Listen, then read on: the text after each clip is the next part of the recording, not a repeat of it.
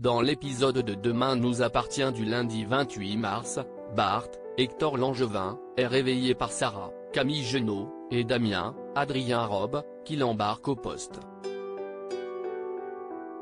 Il est suspecté pour le meurtre de Léa Courcelles, Fanny River.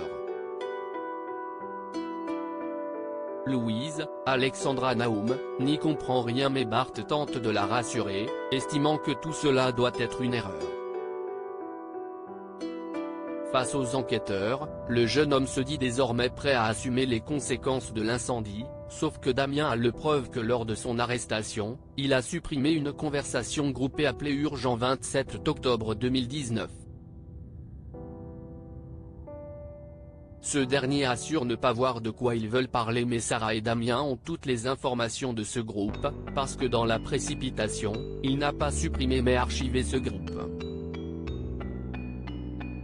Il finit donc par passer aux aveux et expliquer que s'il a voulu supprimer cette conversation c'était simplement pour ne pas balancer ses camarades.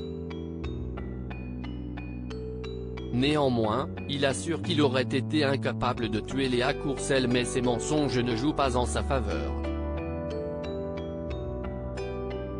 Convoqué au commissariat, Nour, Sahel de Figueiredo, affirme n'avoir jamais vu Léa, tandis que Gabriel, Martin Mille, promet de ne pas l'avoir croisée depuis la fois où elle interrogeait François, Emmanuel Moire, et Olivier, Eric Stouvinker, et qu'il l'a exhorté à quitter l'établissement scolaire.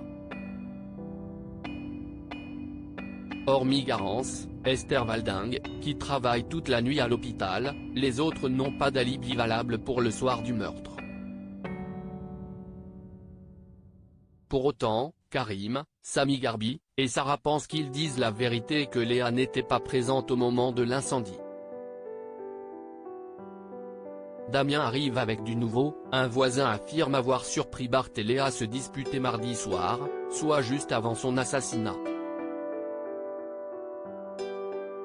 Face à ces informations, le procureur a décidé de placer Bart en préventive. Celui-ci clame son innocence. Chloé agressée au lycée aidée par Chloé, Ingrid Chauvin, Raphaël, Jennifer Loret, tente de trouver le message parfait pour revoir Stanislas, Yannick Laurent. Alors qu'elle s'était amusée à taper un SMS très direct, Chloé l'a envoyé par erreur, provoquant l'hilarité des deux femmes. Plus tard, Raphaël déplore n'avait aucune réponse de Stanislas.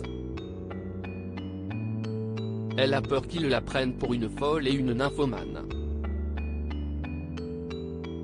Elle pense donc ne plus avoir la moindre chance avec celui pour lequel elle avait craqué.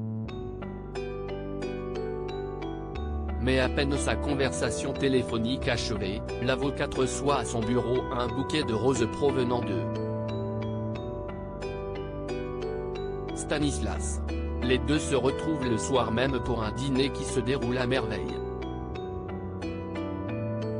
Si bien qu'il échange un tendre baiser au lycée, Chloé demande aux élèves de soutenir Lilian, Sylvain Legal, Jaya, Nastasia Caruge, et Enedji, Louise Marion, dans la situation délicate qu'ils traversent.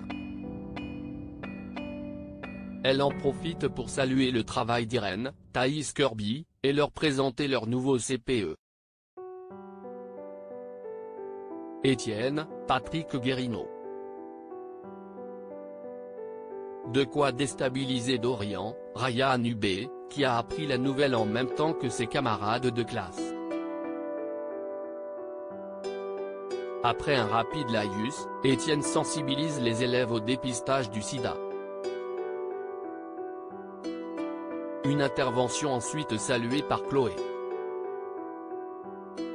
Étienne confie à cette dernière que l'envie de retrouver les élèves lui est venue en donnant des cours particuliers à Mona, Catherine Benguigui. Néanmoins, il ne pourra plus lui en prodiguer, puisqu'il sera désormais accaparé par ce nouveau poste. La nuit tombée, alors que Chloé est sur le point de quitter le lycée, elle est intriguée par un bruit. Elle s'inquiète de savoir si quelqu'un est dans l'enceinte de l'établissement lorsqu'une personne cagoulée la frappe violemment par derrière, à la tête. Chloé s'écroule au sol. Affaire à suivre dans Demain nous appartient.